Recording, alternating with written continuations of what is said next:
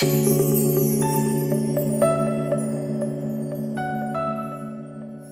Friends, welcome to market hour. Market hour में आपका स्वागत है। जैसा कि आप देख रहे हैं, आज का मेरा टॉपिक है एक स्विंग को कैसे पहचानें।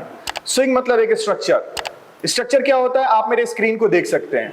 अगर कोई एक नया ट्रेडर होगा तो उसको ये आइडिया नहीं लगेगा एक्चुअली ये है क्या। तो देखो, मार्केट जब भी कभी डाउनफॉल में आता है, मार्केट कभी गिर रहा होता है तो स्ट्रेट लाइन में नहीं गिरता, या कभी मान लो सेम वे में अगर नीचे से ऊपर जा रहा होता है तो वो एक स्ट्रेट लाइन में नहीं जाता, क्योंकि बहुत सारे प्लेसेस होते हैं ऑर्डर्स, तो वो ऑर्डर एग्जीक्यूट होने में समय लगता है। तो मार्केट कभी भी एक सिस्टम, एक स्ट्रक्चर बनाकर गिरता है, चाहे वो डाउनफॉल में हो, चाहे वो फिर जाकर एक नीचे से रिट्रेसमेंट लेकर ऊपर जाता है। तो हमको कैसे समझना है कि मार्केट का स्ट्रक्चर क्या है और कैसे हम रेसिस्टेंस या जो सपोर्ट होता है उसको पहचान सकते हैं।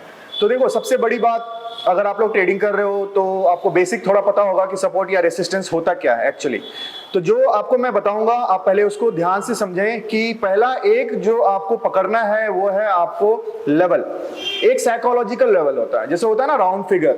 अभी आप कोई चीज सामान लो, 867 रुपए का बिल आया, तो आप क्या बोलते हो, चलो ठीक है एक राउंड फिगर लगा दो, 850 रुपए ले लो। क्या करते हो आप उसमें, आप एक राउंड फिगर जो आपको याद रहता है, इसके लिए आप वो राउंड फिगर बोलते हो करने के लिए।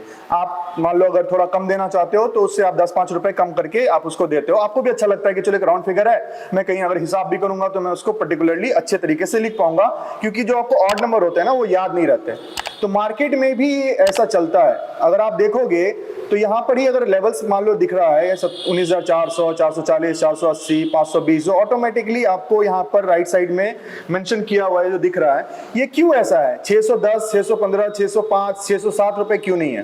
क्योंकि मार्केट में क्या है ना, आपको एक लेवल याद रखने के लिए राउंड फिगर याद रखना पड़ता है।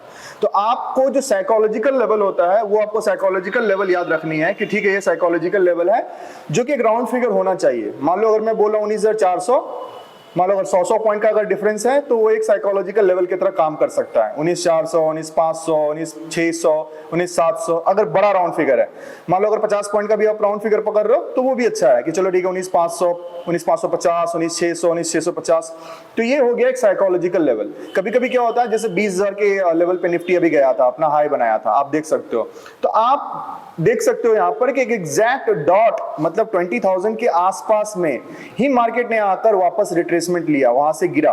तो ये 20,000 तक क्यों गया? थोड़ा बहुत क्या होता है ना, मार्केट का भी मान लो 19,965 तक अगर चला जाए तो मार्केट एक माइलस्टोन बनाने के लिए भी एक राउंड फिगर की तरफ अप्रोच करता है। तो क्या करोगे आप, आपको ये ध्यान में रहेगा कि चलो ठीक है 19,665 तक आ गया तो मैं 20,000 तक का 19,965 तक आ गया तो 20,000 तक का वेट कर सकता हूँ। 20,000 तक अगर आप जब वेट करेंगे तो आपको वहां का रिवॉर्ड मिल जाएगा, ठीक। और रिस्क भी आपको समझ में आएगा कि चलो यहाँ से 50 पॉइंट, 500 पॉइंट मैं नीचे तक एक राउंड फिगर तक ट्रेड कर सकता हूं। तो आपको ये साइकोलॉजिकल लेवल समझनी है जो 100-50 के रेंज के हिसाब से होगा, ठीक है। तो मैंने आपको वही दिखाया कि 20,000 मेरा क्या एक साइकोलॉजिकल लेवल है। 18,600 से मार्केट ने मूव ऊपर करना चालू किया तो एक साइकोलॉजिकल लेवल से, चाहे 18,650 है, वहां से ऊपर गया। तो साइकोलॉजिकल लेवल हमेशा राउंड फिगर होता है, तो आपको ये समझना है। एक हो जाता है, उसके बाद मेरा क्या टेक्निकल लेवल। टेक्निकल लेवल क्या होता है ना, वो राउंड फिगर नहीं भी हो सकता है, वो एग्जैक्ट 19,650 या 655 भी हो सकता है, 657 भी हो सकता है, 659 भी हो सकता है। वो एक टेक्निकल लेवल होता है। मान लो फिबोनाची का लेवल अगर निकल के आ रहा है तो जरूरी नहीं है कि वो एक राउंड फिगर ही हो सकता है वो एक साइकोलॉजिकल फिगर के अलावा एक टेक्निकल फिगर भी हो, जो आपको मैं समझाने की कोशिश कर रहा हूं कि आपको समझना चाहिए कि टेक्निकल फिगर या टेक्निकल सपोर्ट या रेसिस्टेंस या साइकोलॉजिकल सपोर्ट या रेसिस्टेंस में क्या डिफरेंस है। तो आप एक सपोर्ट या रेसिस्टेंस के तौर पे मार्केट को ट्रेड कर सकेंगे अगर आपको मान लो मार्केट किसी साइकोलॉजिकल लेवल या सपोर्ट पर या रेसिस्टेंस पे मिलता है। तो आप क्या करोगे, वहां पर 20,000 के आसपास जाएगा मार्केट, तो आप रादर क्या करोगे, 5-10 पॉइंट ऊपर का कोई भी स्टॉप लॉस लगाकर आप नीचे की तरफ, अगर मार्केट नीचे से ऊपर गया बहुत तो आप नीचे की तरफ उसको प्ले कर सकते हो। या मान लो वापस मार्केट नीचे ऊपर से गिरना चालू हुआ तो 19,500 पे एक बार मार्केट ने आकर सस्टेन किया, 560, 550, तो आपको समझ में आना चाहिए कि चलो एक 500 पॉइंट का एक सपोर्ट हो गया है, मतलब 520,000 से गिरा 19,500 पे आया, तो मार्केट थोड़ा सा वर्क करेगा 19,500 पे या 400 पे, 19,300 पे। बाद में आप जो लेवल निकालते हो वो आपको मदद करेगा, लेकिन एटलीस्ट आपको एक मोटा मोटा राउंड फिगर ध्यान में रखना है। और राउंड फिगर के पास अगर आपको मार्केट मिले तो आप एक रिवर्सल ट्रेड ट्राई कर सकते हैं। मतलब अगर 19,300 पे अगर मार्केट मिले और नीचे से ऊपर जाने की कोशिश कोशिश कर रहा है, तो आप एक ट्रेड ट्राई कर सकते हैं 40-50 पॉइंट के रेंज के हिसाब से, वो आपको रिवॉर्ड करेगा। तो मेरा आज कहने का मतलब था कि अगर आप एक राउंड फिगर को देखकर वहां पर आप रेडी हो जाएं, मार्केट को देखें कि क्या वो उस राउंड फिगर से मार्केट वापस ऊपर की तरफ जा रहा है या एक राउंड फिगर से वापस नीचे की तरफ जा रहा है। तो आपको एक छोटा मोटा ट्रेड, पोजिशनल ट्रेड या स्कैल्प आप कर सकते हो उसमें बहुत अच्छे तरीके से।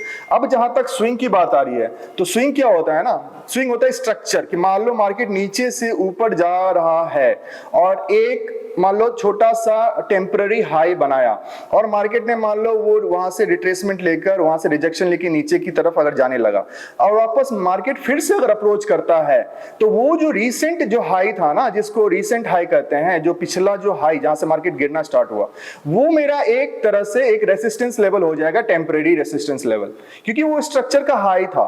किसी जगह पर कोई आदमी अगर जाता है मान लो और उस वहां से वापस अगर आने लग जाता है, तो वापस अगर उसकी तरफ अप्रोच करता है, तो या तो मैं इस तरह से देखूंगा कि मेरा नेक्स्ट टारगेट वापस वहां तक होगा, देख सक रहे हैं आप चार्ट पर, वहां पर फिर से उसको रिजेक्शन मिलेगा। मैं अपने क्लास में इसको एक नॉर्मल लेमेंस में टर्म में क्या बताता हूं कि समझ लो यहां पर बहुत सारे गुंडे हैं, मतलब आप यहां पर इस गली में जा रहे हो और आपको एक रेंज के पास जाकर आपको कुछ गुंडे मिले जिन्होंने आपको मार के वापस वहां से भगा दिया, मतलब वो उनका जोन है, वो उनका एरिया है, ठीक। उस एरिया से आप वापस हार कर वापस नीचे आ गए और फिर क्या कर रहे हो, फिर आप अपने दोस्तों को ले जा रहे हो, बुला रहे हो कि चलो यार एक जगह गया था, वहां पर बहुत सारे लोग थे जिन्होंने मुझे उसके आगे नहीं जाने दिया। तो आप क्या करते हो, फिर से अपनी एफर्ट्स को जुड़ाते हो, लोगों को साथ में लेते हो और सोचते हो कि चलो इस बार मैं उनसे जाकर लड़ूंगा, और वापस आप उस जोन पे चले जाते हो। तो चूंकि वो जोन क्या है ना, वो जोन उस गुंडों का जोन है, उस सेलर का जोन है, इस सेंस में समझाने के लिए मैं आपको बता रहा हूं, आप समझिए। तो आपको वापस वहां पे एक चैलेंज मिलेगा, वापस आपको एक लड़ाई करनी पड़ेगी वहां। क्यों? क्योंकि ऑलरेडी आपको वहां से भगाया गया था, वापस आप वहां पर गए। तो अब यहां दो ही संभावना हो सकती है कि आपको वापस वहां से वापस भगाया जाएगा और वापस आपको ढकेला जाएगा पीछे, या नहीं तो आप इस बार ज्यादा स्ट्रेंथ लेकर गए हो, ज्यादा लोगों को लेकर गए हो, अपने साथ ज्यादा आप इक्विपमेंट लेकर गए हो, तो हो सकता है आप उसको हरा दो वापस और आप उसके ऊपर निकलने लग जाओ। तो मार्केट इसी तरह से फंक्शन करता है। तो कोई भी एक रेसिस्टेंस जोन है ना, तो समझ लो वहां पर आपके लिए रुकावट है। अगर आप बायर हो तो आपके लिए रुकावट है। तो वो स्ट्रक्चर को अगर आप देख लोगे ना, तो अगर मान लो नीचे से मार्केट ऊपर की तरफ अगर जा रहा है, तो आपको एक नेक्स्ट टारगेट पता चल जाएगा कि ये स्विंग मेरा नेक्स्ट टारगेट हो सकता है और मैं यहां पर आने से पहले ही मार्केट में मैं वापस निकल जाऊं, मेरा टारगेट उतना हो जाएगा। तो आपको स्विंग पहचाननी है कि मार्केट अगर नीचे से ऊपर गया तो कहां से रिट्रेसमेंट लिया, वापस अगर नीचे आ रहा है तो वापस आप उस लेवल के लिए आप वेट कर सकते हो जहां तक आप प्ले कर सकते हो। तो क्या हो गया ना, ये मान लो 5 दिन का चार्ट है तो आपको थोड़ा, या 1 महीने का चार्ट है तो आपको थोड़ा बड़ा बड़ा पॉइंट्स में दिखेगा। चलो मैं 1 दिन के हिसाब से आपको समझा देता हूं। ये 1 दिन का चार्ट है, ठीक। मार्केट ने मान लो यहाँ पर ट्रिपल टॉप बनाया, इसका ब्रेकआउट दिया, मार्केट इसके ऊपर में रहा, तो आप क्या करोगे ना, जब तक इस ट्रिपल टॉप, मतलब ये जोन जो एरिया है जहां पर मार्केट को रिजेक्शन बार बार मिल रहा था, तो आपको क्या होगा ना, स्विंग पता चल जाएगा कि चलो एक रीसेंट स्विंग ये है, इसके ऊपर मार्केट निकलेगा तो मैं कॉल लूंगा, ठीक, और इसके नीचे थोड़ा सा जाकर मैं पुट लगा दूंगा। या मार्केट अगर मान लो इस स्विंग जोन के नीचे में, अगर यहां पर मार्केट है और अगर उस स्विंग के नीचे में अगर मार्केट अप्रोच करने लग जाता है, तो आप क्या करोगे, आपको समझ में आ जाएगा कि इस जोन से मार्केट ने वापस रिट्रेसमेंट ले लिया और नीचे गिरने लगा। तो आपको स्विंग पता रहेगा। मतलब अगर आप मार्केट यहां पर मान लो ट्रेड हो रहा है ना, तो आपको या तो ऊपर वाला जो हाई है 538, वहां तक आपको पता है कि चलो ये रिसेंट हाई है, मार्केट को इसको आज क्रॉस करने में थोड़ा तो चैलेंज मिलेगा। तो जब या तो मार्केट 538 के ऊपर चला जाएगा तब मैं कॉल की पोजीशन लूंगा, या नहीं तो मार्केट अपना जो रीसेंट सपोर्ट है जहां से मार्केट ने एक ब्रेकआउट दिया, ठीक, वहां पर अगर उसके नीचे आ जाएगा मार्केट तो मैं पुट लूंगा।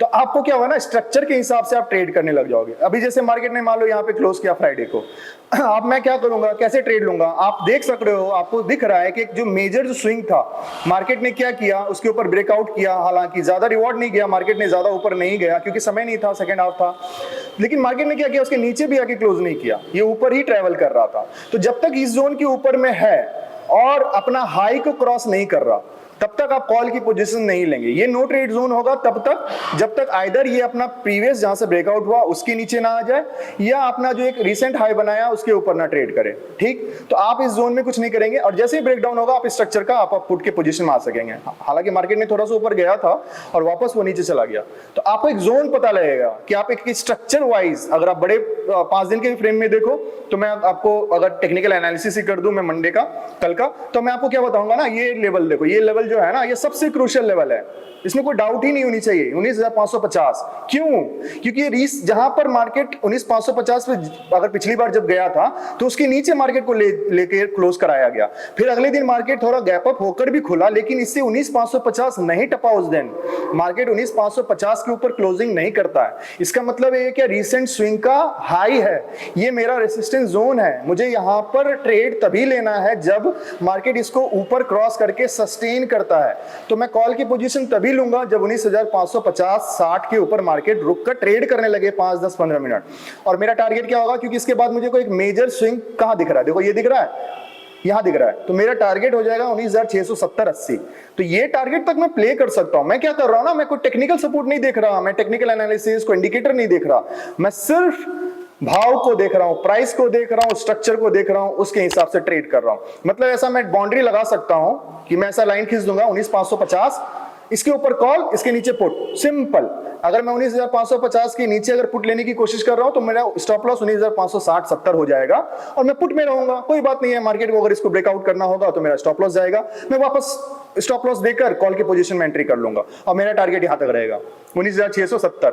मैं वहां तक ट्रेड करूंगा, मार्केट इसको क्रॉस कर जाएगा तो ये गैप फिल करेगा और मार्केट अपना पुराना जो रिसेंट इससे पहले वाला जो हाई है उसको अप्रोच करेगा। तो मेरा जो नेक्स्ट टारगेट हो जाएगा 19,790 या 19,800 के आसपास से मेरा टारगेट होगा। तो मैं क्या कर रहा हूं ना, मैं टारगेट अपना स्विंग के हिसाब से, स्ट्रक्चर के हिसाब से, रीसेंट हाई के हिसाब से, रीसेंट लो के हिसाब से, उससे पहले वाले लो के हिसाब से ट्रेड कर रहा हूं। तो मैं आपको इसमें सम अप कर रहा हूं यही चीज बताकर कि मेरा 3 पोजीशन होगा, सिंपल होगा कि अगर फ्राइडे को मान लो मार्केट मंडे को ओपन होता है 516 या 17 पे, एकदम फ्लैट ओपनिंग होती है, देन हमको कुछ नहीं करना है। हमें क्या करना है, इधर 550 के ऊपर जाने का वेट करना है मार्केट को, तब मैं कॉल की पोजीशन लूंगा। या अगर मार्केट 19,500 के नीचे जाता है तो मैं ट्रेड ले सकता हूं। मेरा नेक्स्ट जो टारगेट होगा 19,438 या 40 के आसपास में होगा, वहां तक मार्केट को जाना चाहिए। अगर मार्केट फ्लैट ओपन होता है तो आराम से 19,440 जाएगा। अगर नीचे की तरफ ट्रैवल करता है तो ऊपर की तरफ ट्रैवल अगर करना है, मार्केट को ऊपर जाना है तो 19,550 को क्रॉस करके मार्केट ऑफ कोर्स 680 तक भी पोटेंशियल लगता है। मान लो 680 नहीं होगा, 660 होगा, 670 होगा, वहां तक का टारगेट बनेगा। तो ऊपर का टारगेट मेरा इतना, नीचे का टारगेट मेरा फर्स्ट टारगेट इज 19,440। अगर इसको ब्रेक करता है देन मेरा पूरा स्विंग जो खुल जाएगा यहां तक खुल जाएगा, मतलब वापस से 19,300 के पास मार्केट आ जाएगा। तो मुझे कितना आसान हो गया, मैं कोई भी रैंडम ट्रेड नहीं करूंगा, मैं कोई भी बड़ा टेक्निकल एनालिसिस नहीं करूंगा, मैं सिर्फ स्विंग को देखकर दिन में 1 या 2 ट्रेड जो लेते हैं लोग, अगर जो स्ट्रक्चर वाइज वो देखकर मैं ट्रेड कर लूंगा। मान लो 19,300 पे मिलता है मार्केट, नीचे से स्ट्रक्चर पॉजिटिव बनाकर वहां सस्टेन करता है तो आप वापस कॉल ले सकते हो। तो आपको तीनों केस में मैंने बताया, अगर फ्लैट ओपनिंग हो, मान लो गैप अप ओपनिंग होता है, मान लो कुछ ऐसा न्यूज आता है और मंडे मार्केट 670-80 के आसपास में खुल जाता है और आप देखते हो कि वहां से रिजेक्शन ले रहा है, वापस आ रहा है, तो आप क्या करोगे ना, जल्दी से आप 690, 695 या चलो सेफर साइड में 700 का स्टॉप लॉस लगाकर या 705 का या 10 का स्टॉप लॉस लगाकर एक पुट की पोजीशन ले लो। तो आपको क्या होगा ना, मार्केट यहां से यहां तक में नीचे आने की ज्यादा आपको प्रोबेबिलिटी होगी, ऊपर जाने की कम होगी। अगर होगी भी तो मेरा एक स्टॉप लॉस लेगा 500 रुपए का, 1000 रुपए का, और उसके बाद मैं वापस कॉल की पोजीशन में एंट्री कर दूंगा। तो स्विंग बताने का मेरा मकसद था कि सिर्फ अगर आप स्विंग को समझ सकते हैं तो भी आप ट्रेड कर सकते हैं, मार्केट आपको रिवॉर्ड करेगा। अगर गैप डाउन होता है 300 पे तो मार्केट ऊपर जाएगा। अगर मान लो 440 पे गैप डाउन होता है तो पहले आपको देखना है कि 440 से नीचे की तरफ जा रहा है या ऊपर की तरफ जा रहा है। ऊपर की तरफ जाएगा तो 19,550-60 मेरा टारगेट होगा, नीचे की तरफ जाएगा तो पहला मैं गैप फिल देखूंगा 400 और फिर दूसरा होगा मेरा 300। तो आपको मैं इसी तरह से स्ट्रक्चर और भी आगे इलैबोरेट करूंगा। तब तक के लिए नमस्कार, फिर मिलेंगे। आप मार्केट आवर को सब्सक्राइब करें, लोगों से हमारी कंपनी के बारे में बात करें और ज्यादा से ज्यादा ट्रेड करें, लेकिन रिस्पॉन्सिबिलिटी के साथ। Thank you so much.